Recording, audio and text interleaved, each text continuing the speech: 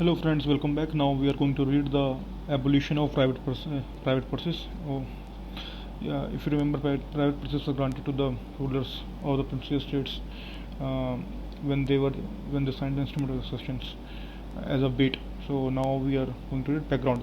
With the passage of the Indian Independence Act 1947, the British government granted independence to the areas that were ruled directly by them and left the choice to the princely states to decide the future course of their action. Okay.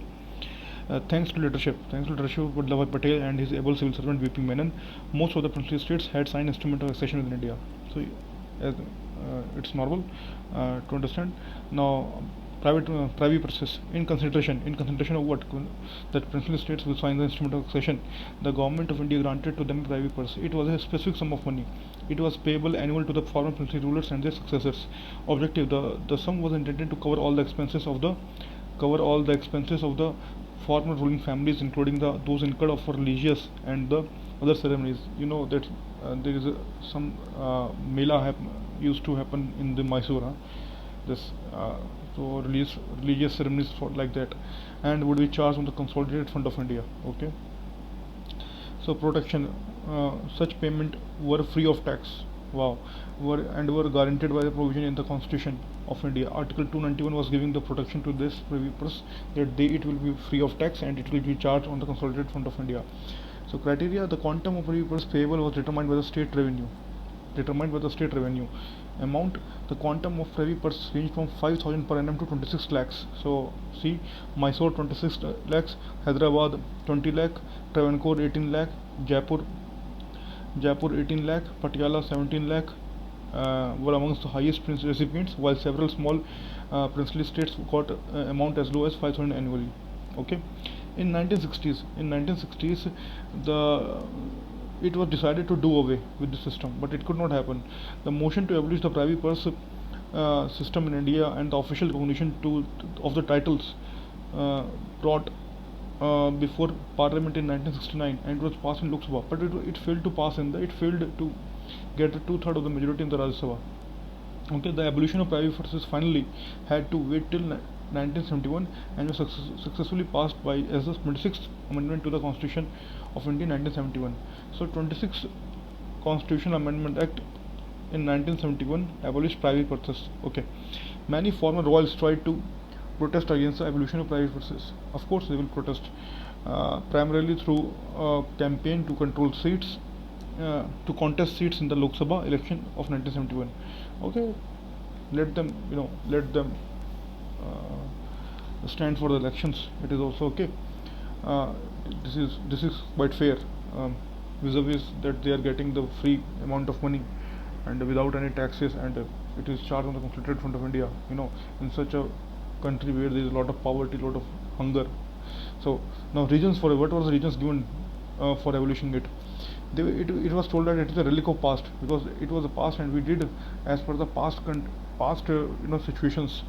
So now this is no more, uh, no more with the times of the present. The payments of privy purse to the former rulers was often questioned as a relic of past.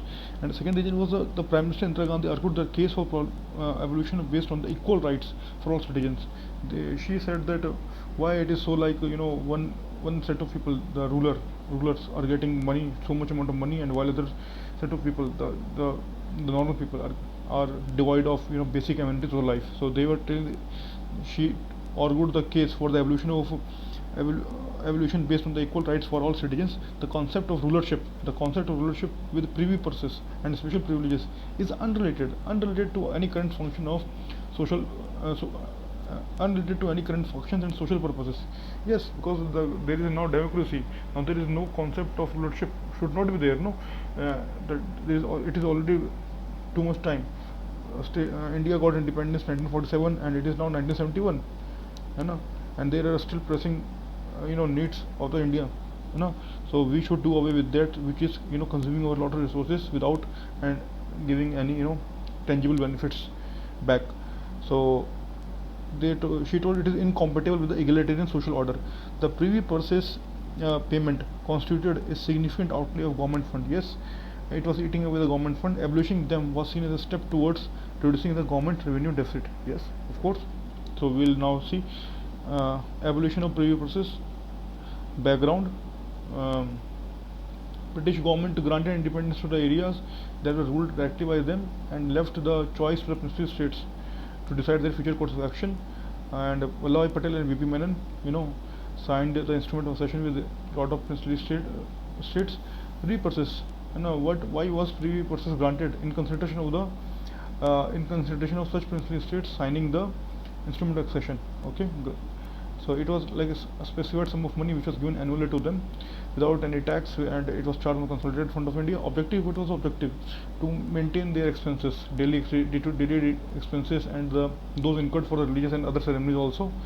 And how the privy process protected? It was protected by the Article 291 of the Indian Constitution. Okay, criteria.